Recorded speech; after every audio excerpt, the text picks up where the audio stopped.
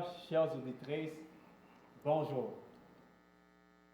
Nous revoilà ensemble pour avoir l'opportunité d'étudier la leçon 7. Et cette leçon s'intitule La prière pratique. Et merci, on va prendre un moment pour vous remercier d'être avec nous, leçon après leçon, de vous connecter à la chaîne, d'écouter la leçon, de la partager, parce que vous êtes notre source d'inspiration. Sans vous, ça aurait été difficile de produire le contenu. Donc, merci de nous accompagner dans cette aventure de l'école du sabbat. Et aujourd'hui, comme toujours, j'ai l'opportunité d'avoir avec moi mes chers collaborateurs. Donc, bonjour. Oui, bonjour, Cédric. Bonjour Henri. Bonjour Jonathan. Bonjour mes frères. Et moi, Cédric, nous aurons l'opportunité de partager la leçon ensemble. Et on parle aujourd'hui de prière pratique. La leçon passée, on a parlé de peut-être la dimension plus théorique de la prière, mais aujourd'hui, nous allons aller dans le pratique. Donc, à travers nos discussions, ce qu'on veut, c'est qu'on tire des leçons, qu'on va pouvoir rentrer à la maison, ou bien dans le confort de notre maison, se dire, qu'est-ce qu'on peut faire pour améliorer notre vie de prière. Et une statistique que je vais partager avec les auditeurs avant qu'on ne prie, c'est que la Bible, on dit dans la Bible qu'il y a environ 650 prières identifiées et 450 ont été retenues, ont été répondues. Donc, environ 70%. Donc, c'est comme si dans la Bible, quand même, 3/4. Oui, c'est un bon pourcentage. Exactement. Ceux qui sont dans les statistiques, là, c'est un bon pourcentage de réponses aux prières. Donc, je pense que la Bible a quelque chose pour nous. Bien sûr. Donc, nous allons prier pour commencer. Donc, vas-y, Jonathan, prie pour nous. Prions. Merci, Seigneur, notre Dieu, notre Père Céleste, de nous avoir laissé ce moyen, Seigneur, de communiquer avec toi, la prière. Et c'est le sujet de cette leçon. Nous allons apprendre beaucoup, Seigneur, surtout à reconnaître, Seigneur, ta puissance et que tu permets, Seigneur, d'avoir ce lien avec toi pour nous puissions être nourris, Seigneur, comme une mère nourrit son enfant quand elle est dans son ventre. Nous nous nourrissons, Seigneur, parmi la prière, Seigneur, l'étude de ta parole. Que tu sois parmi nous, Seigneur, guide-nous, que ton Saint-Esprit, Seigneur, nous soigne pour parler les choses que tu as préparées pour nous. Nous t'en prions au nom de Jésus, notre Père. Amen. Amen. Amen. Donc, prière pratique. Prière. Et pour tirer justement des leçons de prière pratique, je pense que le meilleur moyen, c'est d'observer des cas réels. Oui, bien sûr. Donc, aujourd'hui, on va voir quelques personnages et on va pouvoir apprendre d'eux. Donc, Henri, tu vas pouvoir lire pour nous. On va aller dans le livre de 1 roi chapitre 18 et 1 roi chapitre 19. 1 roi chapitre 18 et le chapitre 19. Je vais attendre que... Premier roi 18, hein? Oui, exactement. Premier roi chapitre 18 et le chapitre 19. Et, Henri, est-ce que tu peux... Bon, c'est sûr qu'il y a beaucoup de choses qui se passent dans ces chapitres. Est-ce que tu peux nous faire un résumé de ce qui se passe ici? Oui, c'est bien intéressant ce souligne que tu nous fais, parce qu'ici, on est en train de parler d'une situation très négative, très critique dans le peuple d'Israël. Ouais. Le peuple d'Israël était complètement tourné le dos à Dieu, il était sur l'idolâtrie. Mais il y avait des gens, et surtout pour le prophète Elias, il regardait ça, il ne pouvait pas avoir ce sentiment, pardon, c'est Élie, en fait, je me suis trompé un peu. Le prophète Élie, il priait et il disait, on ne peut pas rester comme sans rien faire. Il priait à Dieu, puis soudain il a eu la réponse. Il dit, voici Elias, allez vers le roi Achab, tu vas te présenter, il va avoir un message à lui donner, puis le message, c'est qu'il ne va pas avoir de pluie ni de rosée pendant ce temps jusqu'à que moi prie. Puis c'est intéressant parce que l'idolâtrie, dans le temps du peuple d'Israël, ça pointait beaucoup que Baal, c'était le dieu de la fertilité, Oui. parce que le peuple d'Israël, ce pays, était un pays très béni. Rappelons-nous que ça Très riche. n'était pas pour rien la Oui. terre promise. Oui. Puis on va trouver ici qu'il y avait beaucoup d'abondance de blé, de l'orge, des oliviers. Puis il y avait plein de choses. Puis le pays, c'était fertile, les gens étaient prospères, mais il disait que c'était Baal. C'est intéressant de savoir ça parce que Dieu fait les choses avec des objectifs, pas pour détruire, pas pour punir, mais plus pour enseigner. Puis quand Élie a dit ça, il est disparu. Il a disparu, mais le message continuait à se répandre par le peuple parce qu'il n'y avait pas de réseaux sociaux à l'époque. Oui, oui, c'est le bouche à oreille. Oui, Hein. mais tout le monde a dit, le prophète Élie, le prophète de Dieu a dit qu'il ne va pas pleuvoir. Puis c'est ça qui était arrivé, une semaine, 2 semaines, un mois, 2 3 mois. mois, hein. Ça devient Ça- sérieux, hein? Après 3 mois, ça devient sérieux. Oui. Puis oui, c'est ça. C'est Ok. ça qu'on pourrait résumer rapidement avec ça. Et justement, quand on parle de cette histoire, tu sais, on se rappelle, Jonathan, tu sais, pour avoir lu plusieurs fois vraiment cette histoire, on se rappelle que là, il y avait un combat hein, entre... un combat, peut-être. Oui, un combat Un spirituel. combat spirituel, si on dit ça. Ouais. Entre les prophètes de Baal, justement, que tu disais, et les prophètes, et Élie, qui était tout seul. Elle était tout seul. Et ce qui s'est passé, c'est que, quoi, Élie a demandé que Le feu Le feu. descend. descende. Et qu'est-ce qui s'est passé, Jonathan? Oui, c'est. Dans l'introduction de cette semaine, on dit que comme nous prions, si on a l'habitude de le faire fréquemment, il pose une question. Et priez-vous chaque jour ou seulement en cas d'urgence? Je pense que la plupart des personnes sont là. Oui, en cas hein, d'urgence. En cas d'urgence. Ouais. Et quand Dieu vient, il répond à nos prières. On oublie que Dieu est là. Et quand on arrive à l'histoire du peuple d'Israël, Oui. ils avaient une urgence. Oui, Il ne pleuvait pas. Ils avaient besoin de la pluie pour avoir de la nourriture. Ils commencent à prier, mais au mauvais Dieu. Ce n'est pas au bon Dieu qu'ils ont prié. Et là, comme tu viens de dire, Baal, dans le chapitre 18, verset 22 nous dit qu'il y avait 450 prophètes de Baal. de Baal. 450. Ça, c'est beaucoup de prières élevées. hein. Oui. Et là, Élie était Oui. le seul prophète De de Dieu. Dieu qui est resté. Mhm. Alors, on fait 400 versus 1.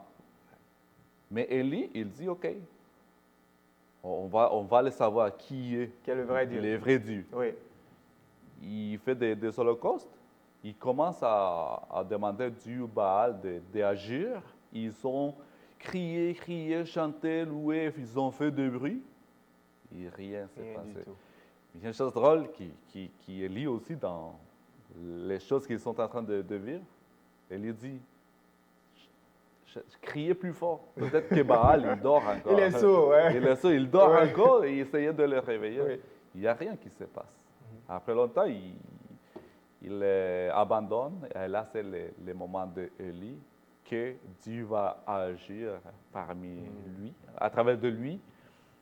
Et il fait encore d'autres choses. Hein, et quand il fait l'Holocauste et le taureau est déjà sur l'Holocauste, il demande à mettre de l'eau. De l'eau, hein? Et encore, jusqu'à ce qu'il ait rempli. Et vous voyez que Dieu a agi comment? Il a répondu, la prière a été courte, mais précise. Mais il y a eu de la puissance. Oui, Ouais. c'est ce que Ellen White aussi nous demande, que notre prière soit courte, mais demander à Dieu ce qu'on a besoin. Mhm. Aussi, hein, dans certains cas. Et là, Dieu a répondu la prière. Alors, le peuple a reconnu quel est le vrai Dieu, Quel est le vrai Dieu? l'Éternel. Et justement, quand on voit cette histoire-là, merci pour pour ce résumé que vous avez fait de cette expérience, Élie, Dieu a répondu à la prière, n'est-ce pas? Extraordinaire. Oui. Mais là, quelque chose se passe. Akab rentre à la maison, dit à sa femme, et Dieu a fait un miracle extraordinaire. Là, Jézabel dit, tu sais quoi? Je veux la tête d'Élie. Donc, dans ce contexte, après une si grande expérience fantastique avec Dieu, Élie s'enfuit. OK, là, je me suis posé la question, pourquoi Élie a pris la fuite? C'est le prophète qui venait de faire descendre le feu du ciel. Là, il prend la fuite. Pourquoi vous pensez que dans ce moment critique, c'est comme s'il a perdu confiance, là? Oui, on peut voir que ça, c'est notre expérience humaine, avoir des moments de faiblesse. Et on peut comprendre un peu aussi le découragement d'Élie, parce qu'il il avait l'espoir que les gens vont se tourner vers Dieu, incluant la reine et les rois. Mais il voit encore cette dureté, cette méchanceté, puis il dit, le cas c'est perdu, ça ne vaut pas la peine. Puis au moment donné qu'il oublie que c'est Dieu qui l'a envoyé à faire cette tâche, il commence à essayer de sauver sa vie pour ses propres moyens. Puis, le point, comme on dit, ça c'est la prière pratique. Et on doit amener cette histoire à nos expériences pratiques.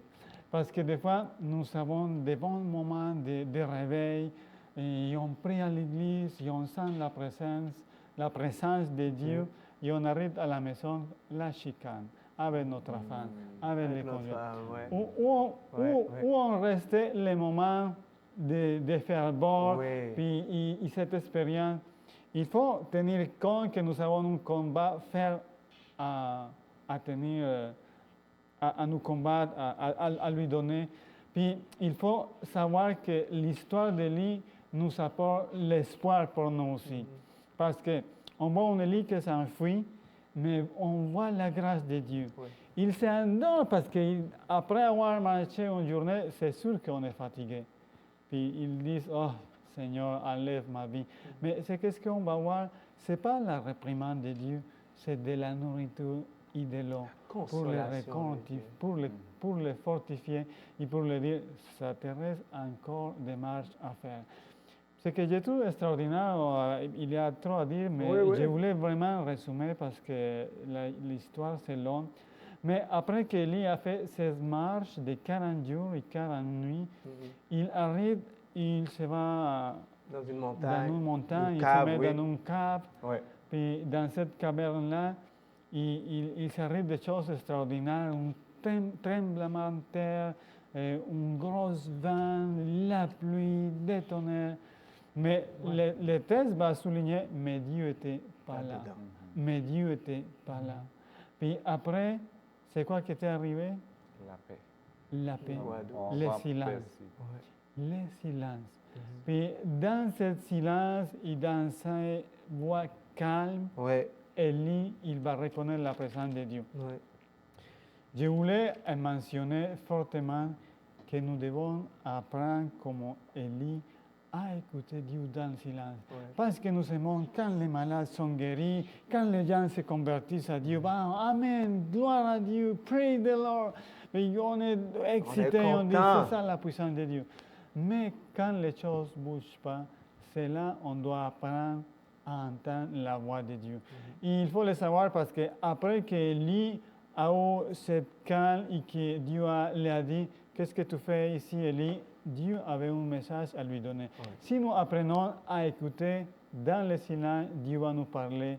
Il va nous dire quoi faire. C'est sûr que dans nos cas, il ne va pas nous parler directement comme dans l'histoire d'Élie, mais il va nous parler à travers d'une fait, avec nos lectures personnelles, puis aussi nos prières, des pensées qui vont nous venir à notre tête. Amen. Et j'aime ce que vous apportez parce que justement, dans cette expérience où Élie se retrouve dans la cave, comme tu l'as mentionné, il était habitué, la manière dont Dieu avait répondu par le passé, c'était justement dans un tumulte, n'est-ce pas? Il y avait les prophètes, il y avait L'action vivante. Donc, dans la vie de prière, c'est comme si on aurait attendu peut-être que Dieu soit dans le bruit, parce que c'est ça qui était arrivé dans le passé. Mais Dieu est venu différemment, avec une autre approche. Et pour rajouter au principe que vous partagez, l'une des choses que j'ai pu noter, c'est que quand on prie, il ne faut pas dicter à Dieu comment la réponse à nos prières doit être répondue. Il faut lui laisser le soin d'y répondre selon le plan qu'il a pour notre vie. Amen. Et je pense que cette histoire d'Élie nous apprend ça parce que Dieu vient sous un autre angle auquel Élie peut-être ne s'attendait pas parce qu'il avait été habitué il y a quelques jours là, à de l'action avec Dieu. Oui, la sécheresse. Donc, en tout cas, c'est assez intéressant. Jonathan, tu vas lire pour nous Ésaïe 55, versets 8 à 9. Je pense que ça résume la pensée de Dieu par rapport aux réponses. Ésaïe 55, versets 8 et 9. OK.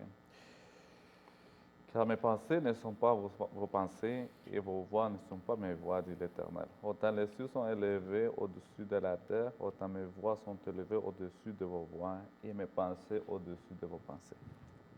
Voilà. Donc, le verset le dit, hein? Oui, oui. Dieu n'est pas dans nos pensées. Hein? Dieu n'est pas un être humain. Exactement. Donc, il voit les choses différemment, nous devons le faire confiance. Donc, on va poursuivre la leçon. Donc, on vient de voir un personnage qui est Élie. On a vu sa vie, on a vu son expérience, on a tiré des leçons pratiques pour nous. Nous allons voir un autre personnage qui nous présente une autre facette de la dimension de la prière. Oui. Hein? Et ça va être Anne. Et nous allons ouvrir notre Bible dans 1 Samuel, chapitre 1, verset 10. 1 Samuel, chapitre 1, verset 10. Donc, l'expérience de Anne. Puis c'est très intéressant parce que le chapitre, il commence à mentionner les prêtres et tout cela. Puis on est loin d'imaginer que finalement, la protagoniste de l'histoire va être une femme. Et en plus, une femme stérile. Oui. Et l'histoire est poignante parce que Anne, elle vient au temple. Hein? On ne sait pas depuis combien de temps elle est prise. Mais je pense que dans le contexte un peu juif, quand tu te maries, on s'attend à ce que tu aies des enfants. C'est une richesse, c'est une bénédiction, c'est une dimension sociale de la chose. Oui, hein? oui. En plus, il faut tenir compte que pour les Juifs, il avait une forte culture d'avoir des enfants parce qu'il attendait le Messie. Oui, c'est vrai. Puis ça a été toujours comme cet espoir dans chaque foyer, dans chaque naissance. Peut-être. Si le premier-né, il va être un mâle, puis ça pourrait être le loin promis. Oui. Puis ça a été vraiment très, très mauvais vue quand une femme ne pouvait pas avoir des enfants.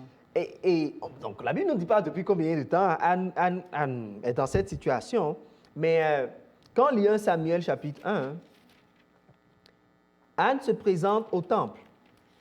Et le prophète Élie lui dit, hein, je pense que c'est dans le verset... à partir du verset 10. 10, c'est ça. Là, moi, ce qui m'a frappé, et j'aimerais que peut-être vous m'aidez là-dessus, dans le verset 13, ça nous dit « Or, Anne parlait en son cœur, elle ne faisait que remuer ses lèvres, et on n'entendait point sa voix. C'est pourquoi Élie estimait qu'elle était ivre. » OK. Jonathan, tu es au temple, tu pries, et je ne sais pas, le pasteur te dit « Oh, mais peut-être que... est-ce que tu es sous l'effet de l'alcool? » Comment tu l'aurais pris? Si un ancien, je sais pas, un pasteur vient te dire, mais... c'est sûr que je l'aurais pris comme une offense. Ah, mais c'est sûr, hein? Oui, c'est sûr. Oui. Mais la réponse de Anne est tranquille. Parce qu'elle avait déjà vidé son âme à Dieu. Mais pourquoi qu'elle vienne au temple? pourquoi qu'il vient prier, pourquoi il a la nécessité de prier Dieu. Ben, l'histoire nous dit qu'elle était stérile, elle ne pouvait pas avoir des enfants. Ouais. Mais l'autre femme de Elkana, elle s'est moquée parce qu'elle avait des filles, des garçons, et elle n'avait pas. Elle s'est moquée, c'était quelque chose de difficile. La Bible nous dit qu'à chaque fois, il les croisait, elle se moquait d'elle. Elle se moquait d'elle parce qu'elle n'avait pas d'enfant, et alors elle serait comme la femme bénie de Dieu, et pas Anne. Elle est maudite, c'est comme si c'est la malédiction sur... Mais c'est pour cela qu'elle se rend au temple, prier Dieu pour que Dieu puisse répondre à sa prière et la guérir de cette malédiction qu'il avait.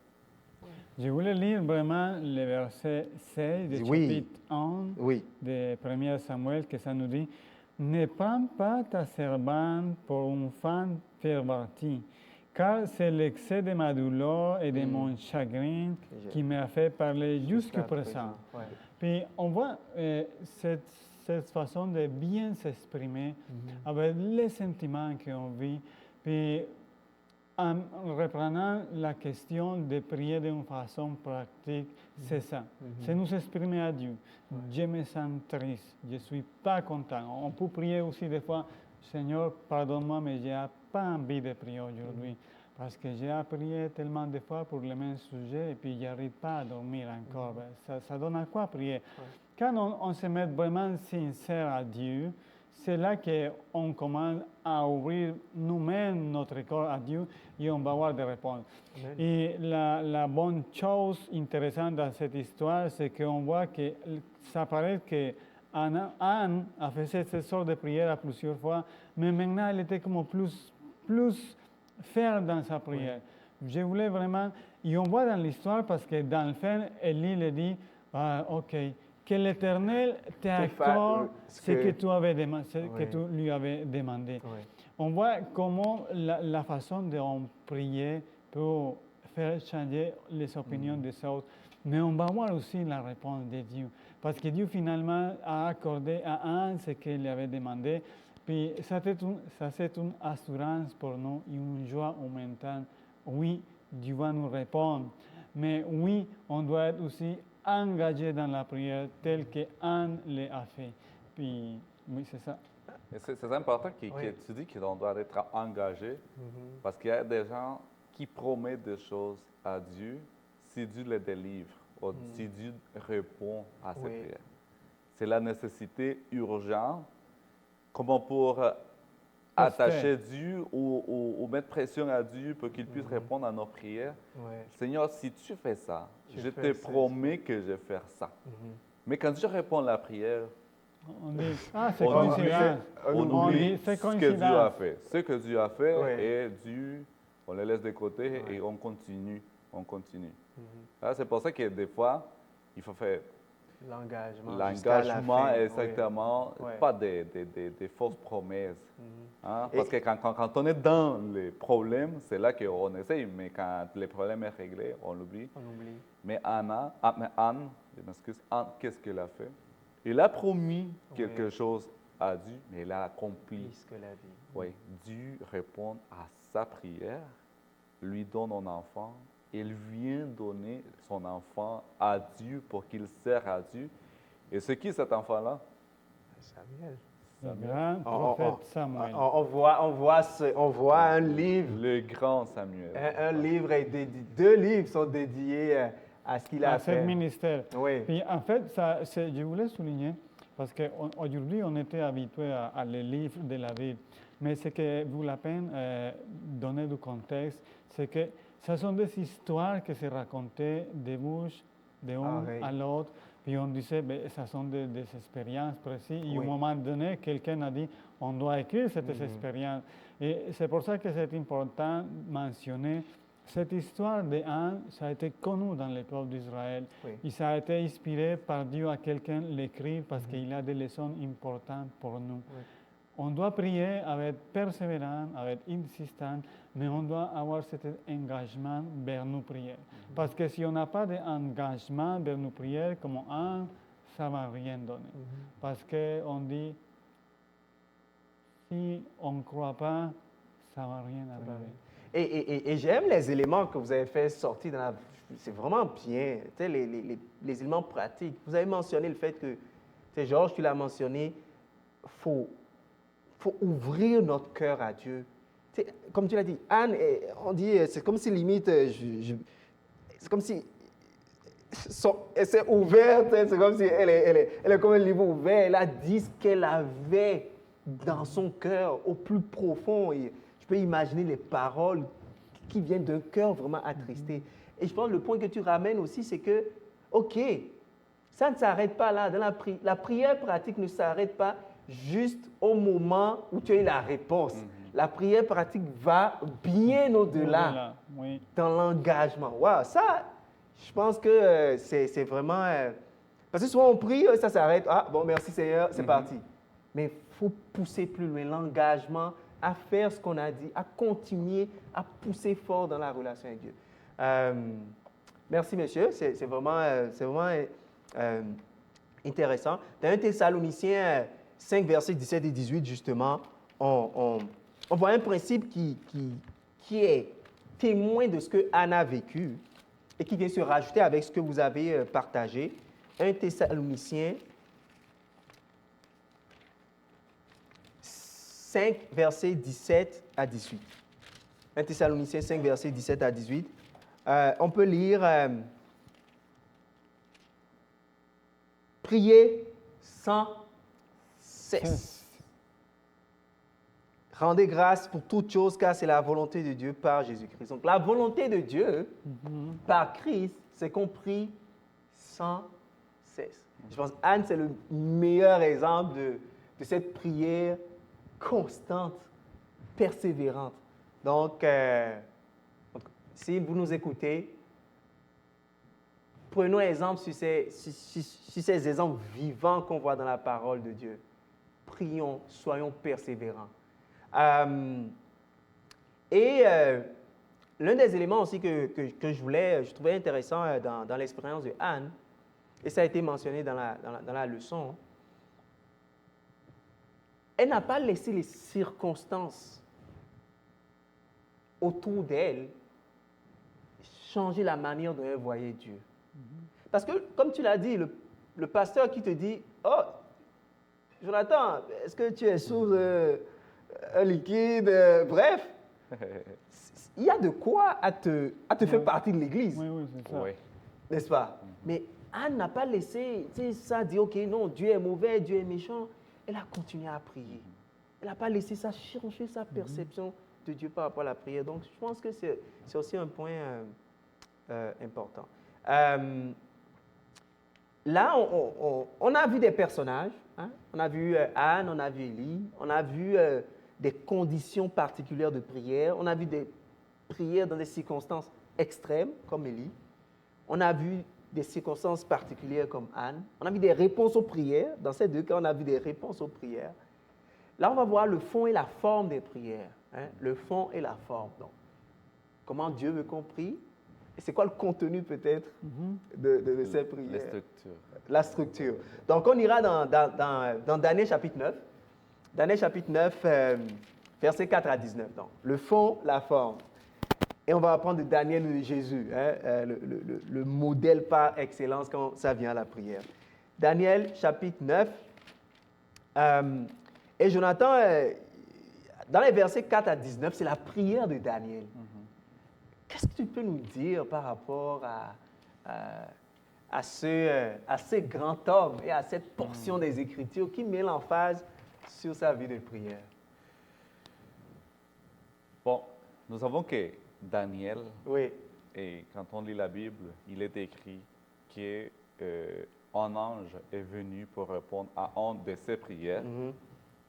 Parce que Daniel ici, il y a beaucoup de prières qu'il fait. Oui. Parce que aussitôt qu'il a terminé de prier, Oui. il y a l'ange qui se présente devant lui. Exactement. Il lui dit, parce que tu es bien-aimé, Parce que tu es bien-aimé, Dieu a écouté ta prière. Yes. Il t'a répondu. Mais pourquoi que Dieu a répondu cette prière? N'oublions pas que Daniel, il n'était plus dans son peuple. Ouais, il était en captivité. Il était en captivité. Ouais. Mais même en captivité, Dieu a béni Daniel tel que Joseph, parce qu'ils avaient une communion étroite avec Dieu. Et même aux deux personnes, Dieu les a bénis en devenant des conseillers et des choses très des très positions connues, très élevées dans la cour du Exactement. roi. Oui. Mais là, dans cette prière, telle que Anne, Daniel aussi, il est en train de, comme Anne, comme Élie, Daniel, il dit qu'il a besoin de la présence et une réponse. Oui. Parce que les choses que son peuple vit est difficile parce qu'ils ont abandonné Dieu. Oui. Il commence à leur dire, Seigneur, tu as fait des grandes choses, tu as fait telle chose, tu as fait passer le peuple d'Israël, tu l'as délivré. Il commence à raconter jusqu'à Daniel tout ce qui s'est passé dans l'histoire du peuple d'Israël. Mais il dit, nous t'avons... Mais il est inclus aussi. Il ne dit pas, ils t'ont abandonné. Ils ont péché. Hein, parce que même, il avait une vie sainte. C'est vrai. C'est simple, il priait, c'était une vie complète d'adoration. Il s'identifie au peuple. Mais il ne dit pas, le peuple a prié, la personne qui t'a laissé, il a prié, mais moi, j'essaie de vivre, de faire ta volonté. Exactement. Non, il dit, nous avons péché, nos parents, c'est même pas aussi, ont péché. Alors, il est inclus. Ouais. Alors, son angoisse pour avoir une réponse de Dieu, est-elle comme l'angoisse à Anne? Ce sont des situations différentes, mais les concepts, c'est les mêmes. Ouais. Et nous aussi, nous vivons des choses similaires. Nous voyons les choses que Dieu fait, mais aussi on se sépare de Dieu. Quand Dieu a répondu nos prières, tous les miracles qu'on voit, on les oublie, on les laisse dans le passé. Ouais. Et là, nous pouvons trouver les structures, comment prier Dieu, qu'on va les développer. Les développer. Et je pense que le premier élément que tu as mentionné dans cette structure, en tout cas dans cette approche de la prière de Daniel, tu as dit qu'il a commencé à se rappeler de tout ce que Dieu a fait. Il a commencé à louer Dieu. Tu sais, à dire Dieu grand, Dieu fort. Donc, il a mis Dieu au premier plan d'abord dans sa prière. Et je ne sais pas pour vous, mais pour moi, des fois, quand je viens dans la prière, la première chose que je commence à dire, Seigneur, aide-moi, j'ai tel problème, aide-moi, bénis ci, j'ai besoin de ci, j'ai besoin de ça. On vient à Dieu avec nos requêtes. Oui, directement. Mais là, Daniel nous montre que c'est différent, n'est-ce pas? C'est différent. Il commence avec la reconnaissance, la Parce que là, moi aussi, j'avoue que j'en ai fait de même, comme toi. Quand je me penche devant Dieu pour prier le matin, le soir, je vais tout de suite demander Dieu. Exactement. Le problème, c'est que j'ai appris que ces prières sont comme des prières un petit peu égoïstes. Parce que je commence directement à prier pour moi. Seigneur, j'ai tel problème, aide-moi. Et la prière, c'est fini. C'est fini. Après, je reviens le soir ou le lendemain avec les mêmes choses. C'est vrai qu'on a besoin, c'est vrai qu'on a des problèmes. Dieu nous demande de prier, de raconter qu'il va venir en notre secours. Il va venir nous délivrer si c'est sa volonté. Sinon, ça va prendre du temps. C'est pour ça qu'on doit continuer. Parce que la Bible nous dit que Moïse, il avait un problème de parler. Il était comme bègue. Oui, il dit ma langue, la langue me fait défaut. Mais Seigneur, mais comment que je vais faire? Dieu n'a pas dit, OK, je vais te guérir. Non, il a dit, je vais te donner ton frère. Est-ce qu'il a enlevé le problème à Moïse? Non. Paul, il avait aussi un problème. Est-ce que Dieu lui a dit, OK, je vais te ôter ce problème-là, etc. Non. Dieu a dit quoi? Ma grâce te suffit. C'est-à-dire que Dieu il va répondre à nos prières selon nos besoins. Parce qu'on ne sait pas si Dieu, il avait guéri Paul. Peut-être que Paul aurait abandonné son ministère. Hein? Peut-être, on ne sait pas. Mais Dieu lui a dit, ma grâce te suffit. Alors, Ce sont des choses qu'on doit penser aux autres aussi, Ouais. aux autres, Ouais. plutôt que nous. Et nous, à la dernière place. En résumé, là, on a parlé de la louange, hein? Il loue. Et tu l'as dit, il a commencé à confesser ses péchés, pas juste dire oh, moi je suis saint, il a dit nous avons péché. Et là, quand tu parles de la portion de la requête, c'est ça que je trouve intéressant, c'est que tu dis mais, les besoins des autres en premier avant les nôtres. Donc même quand on vient dans la requête à Dieu, c'est pas juste oh moi, mais les autres. Je trouve que c'est une dimension qu'on a tendance aussi à oublier. Et quand on lit la dimension de la vie de prière de Daniel, il finit par une action de grâce. Okay? En rendant grâce à Dieu. Il n'a pas vu la réponse à la prière, mais il rend déjà grâce sur ce que Dieu va faire. Donc, on a parlé de plusieurs éléments, hein, chers auditeurs. Donc, à travers ces éléments discutés, c'est des pratiques. Nous pouvons nous mettre à genoux en ce moment. Peut-être que vous nous écoutez ou juste après, vous pourrez le mettre en pratique en priant selon cette structure qu'on voit dans la vie de Daniel. Et est-ce qu'il y a une réponse à la prière? Oui, comme tu l'as dit, n'est-ce pas? Dieu lui a expliqué. Maintenant, on va aller rapidement, on va clôturer en voyant le fond de la prière. On a parlé de la forme avec Jonathan. Là, on va voir le fond. C'est sûr que Daniel en a abordé un bout, mais on va voir des dimensions du fond. Qu'est-ce qui est derrière la prière? Et là, on va voir la vie de Jésus. Hein? Amen. L'exemple par excellence quand cela vient à la prière. Jonathan, si tu peux lire pour nous Luc 11, versets 2 à 4. Luc chapitre 11, versets 1 à 4. 1 à 4. Oui. OK, Luc 11. OK, Jésus priait un jour dans un certain lieu. Lorsqu'il eut achevé, un de ses disciples lui dit, « Seigneur, enseigne-nous à prier comme Jean l'enseigna à ses disciples. » Oui. Il leur dit, « Quand vous priez, dites, Père, que ton nom soit sanctifié, que ton règne vienne. Donnez-nous chaque jour notre pain quotidien. Pardonne-nous nos péchés, car nous aussi, nous pardonnons à quiconque nous offense. Et ne nous induis pas en tentation. » Okay. Donc, regardez, ça c'est...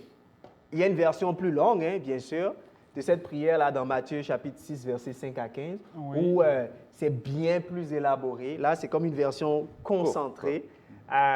Mais qu'est-ce qu'on peut dire sur cette prière-là par rapport au fond? Est-ce que vous avez des commentaires précis par rapport à cela qu'on peut mettre en pratique, là?